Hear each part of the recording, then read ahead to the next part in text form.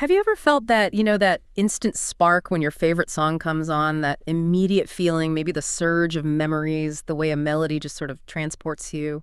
Well, today, on the deep dive, we're exploring the really profound science of music, how it influences our emotions, our memories, and even the very structure of our brains. Exactly. And our mission here is, well, to pull out the most important nuggets of knowledge from really a whole range of sources. We've looked through neurological studies, psychological research, clinical trials, basically giving you a shortcut to understanding this really fascinating and constantly evolving field. Okay, let's dive right in then. When that first note hits, where does the brain's incredible musical journey actually begin? Is it really more than just hearing a sound? Oh, absolutely. It is definitely more than just sound. The journey kicks off in your auditory cortex. Yeah. And what's truly remarkable is that specific cells right there light up in a unique way when music is played.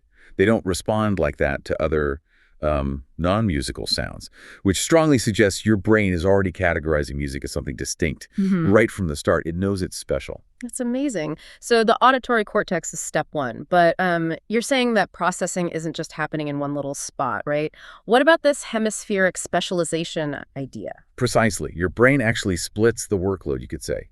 The left side, for instance, is kind of like the meticulous accountant. It primarily focuses on processing rhythm and the precise intervals between pitches. It needs that high temporal resolution, the incredible precision in tracking timing, and the exact notes is why you can tap your foot perfectly in time. Okay, so the left is the timing and pitch. What about the other side? Yeah, the right hemisphere tends to take the lead on things like timbre, that unique color of a sound, distinguishing a flute from a violin, for example. And melody, too. It's like your brain is doing a kind of spectral analysis, breaking down the sound into all its different frequencies to get the overall musical picture. So it's definitely not about one single music center. It's really these widely distributed neuronal networks across both hemispheres. It's a truly complex, integrated brain activity. Okay, that makes sense. But why does music stir such deep emotions, sometimes even giving us those, incredible chills that run down your spine? The chills, or frissons, as they're technically called. They're actually measurable bodily reactions, goosebumps, shivers. They're a clear signal your brain is hitting peak musical pleasure and, often tied directly to a rush of dopamine. Dopamine, right, the reward chemical. So how exactly does that play into the feeling we get from music? Exactly. Higher levels of dopamine directly correlate with people reporting more musical pleasure and showing those physiological responses, like the chills. This neurotransmitter is just central to our reward system. It shapes both how we anticipate and how we actually feel those incredible emotional peaks from music. So it sounds like music is tapping into something really fundamental in our brains, like our basic reward systems. Can you break down these pleasure cycles you mentioned? Is it really like how we react to, say, food or money? It's surprisingly similar. We often think about it in terms of these pleasure cycles. These include phases of wanting or expectation, then liking the actual enjoyment, and finally learning, which reinforces the behavior.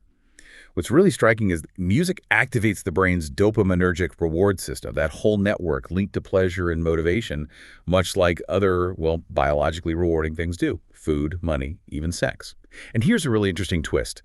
Music is pleasurable when your expectations are met, sure, but sometimes it's even more pleasurable when those expectations are slightly violated. Violated? How does that work? Yeah, it's this idea sometimes called the Wundt curve, or an inverse U curve. Think about a game, right? Too easy, it's boring. Too hard, it's frustrating. But that sweet spot of challenge, that's where the real engagement is. Music kind of works the same way with our expectations. A little bit of surprise, something unexpected, but still resolving nicely, can really make a song stand out. Okay. Now, the optimal level of that surprise or violation is super individual. It depends on your cultural background, personality, any musical training you have, even just your listening history. Oh, and it's also important to clarify, dopamine seems really tied to the wanting or anticipation phase and the learning part, the actual liking, the pure enjoyment. That might be more linked to other neurochemicals, maybe opioids and endocannabinoids. That makes sense. Okay, let's shift a bit. You know how a song can just instantly take you back in time? Like, boom, vivid memories flooding back. There's real science behind that, isn't there? Absolutely. It's not just a feeling. Memories are essentially coded through these complex neural networks. And these networks integrate the context where you were, what was happening, and the emotional feelings you had at the time with the specific musical information. That's precisely why songs get so strongly linked to memories. Memories people can often recall with surprising accuracy and vividness. And this link between music and strong emotional memories, it seems to be pretty universal. It can even happen after just hearing a song once in a meaningful context. That's really powerful. So if a memory is so strongly tied to a song, does that mean music could ever, like, distort a memory? Or are those connections always solid? And I guess, how are people using this power for good? That's a really good point about distortion. Generally, the research suggests music mostly enhances memory retrieval. It makes them feel more vivid because of the emotion, rather than actually changing the memory itself. And yes, absolutely, this power is being used for good.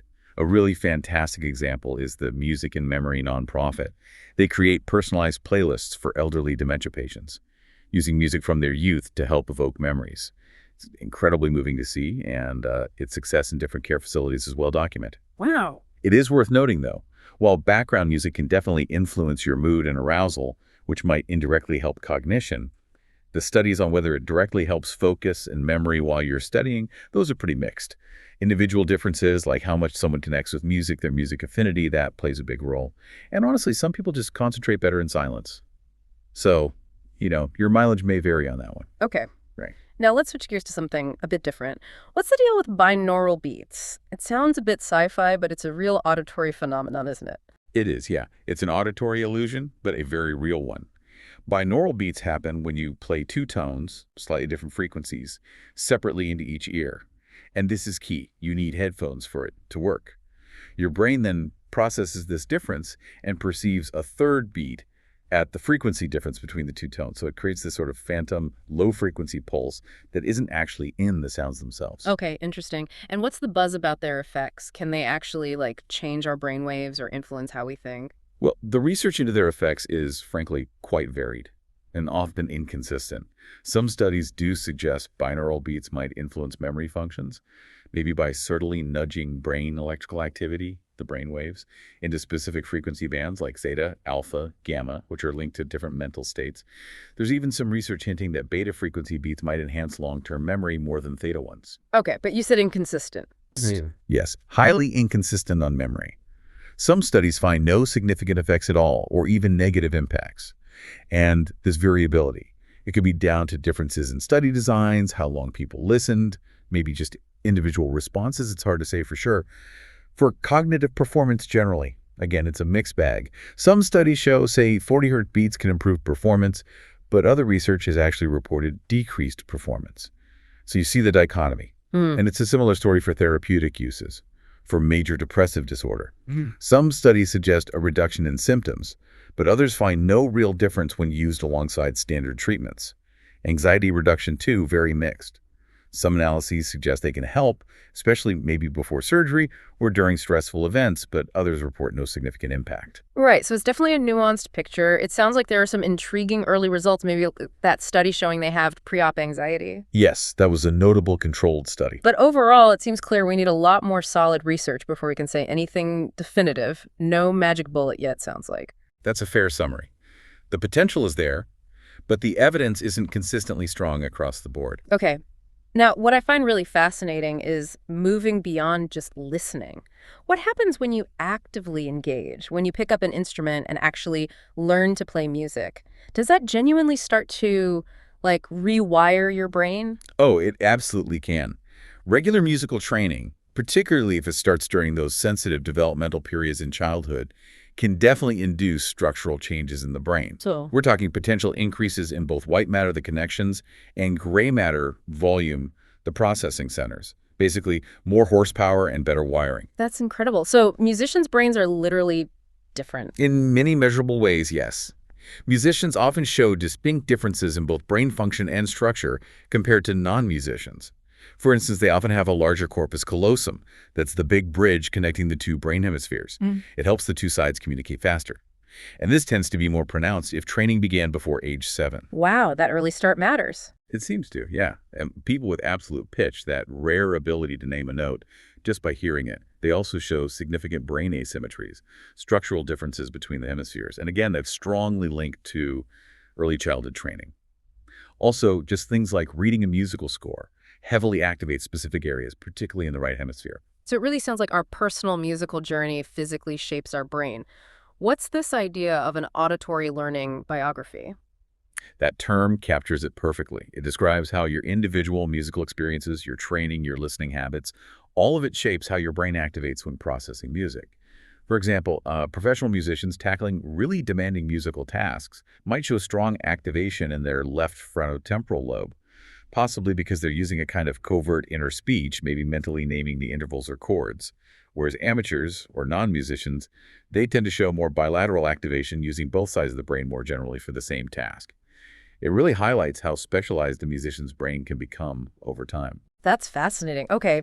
And before we move on from learning effects, we have to touch on the famous Mozart effect. Is there really anything to the idea that listening to Mozart makes you smarter? Ah, yes, the Mozart effect. It's a classic example of, well, a common misconception. You probably heard the initial claims about listening to Mozart boosting spatial skills, but current research, it strongly suggests that effect is much better explained by what's called the arousal mood hypothesis. Meaning? Basically, pleasant, happy-sounding music, like much of Mozart's, tends to elevate your mood and your general arousal level. And that state of positive arousal can indirectly benefit performance on certain cognitive tasks. It's not something magical about Mozart's music itself enhancing specific cognitive functions. Studies that compared Mozart to, say, sad-sounding music like Albinoni's Adagio, they found the mood and arousal difference really explained the performance variation. So it's more about feeling good and alert, not the specific composer. Okay, that clears that up.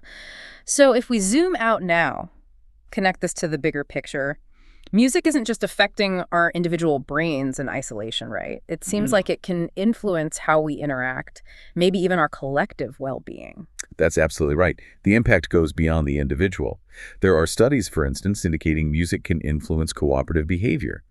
Participants who listened to happy music showed higher levels of cooperation in things like economic games compared to those who listened to unhappy music, or even no music at all. It seems to genuinely foster connection. So it can literally bring people together. And then there are the therapeutic benefits, which we touched on with dementia, but it goes further, doesn't it? Oh, much further. The therapeutic impact of music is truly holistic. It influences physical, social, and psychological well-being. Music therapy actively engages cognitive, emotional, sensational, and even motor processing areas in the brain. We know it stimulates the release of mood-regulating chemicals dopamine again, but also serotonin, and at the same time could lower levels of cortisol, the stress hormone. So it promotes relaxation, emotional release. It's a powerful tool. There was a study, I think, in the Journal of Positive Psychology that found people receiving music therapy alongside standard treatment showed a significant reduction in depressive symptoms compared to standard treatment alone. It really is a powerful force then. Undeniably. Wow, what an incredible deep dive this has been. We've gone from how the brain first uniquely processes music, that dopamine rush of anticipation, to how music unlocks powerful memories, explored the very mixed bag of binaural beats, seen how learning an instrument can literally reshape the brain, and finally touched on music's wider role in society and therapy. It really makes you think, doesn't it? Especially when you consider music's deep, deep roots in human history. We're talking evidence like bone flutes dating back over 35,000 years. So given this ancient connection and its pervasive influence on our brains and behavior, it raises an important question. What new frontiers are waiting for us? Especially as neuroimaging tech keeps getting better, how might we harness this universal power even more effectively for both individual and collective well-being in ways we perhaps can only just begin to imagine right now? Definitely something to mull over until our next deep dive. Thanks so much for joining us today.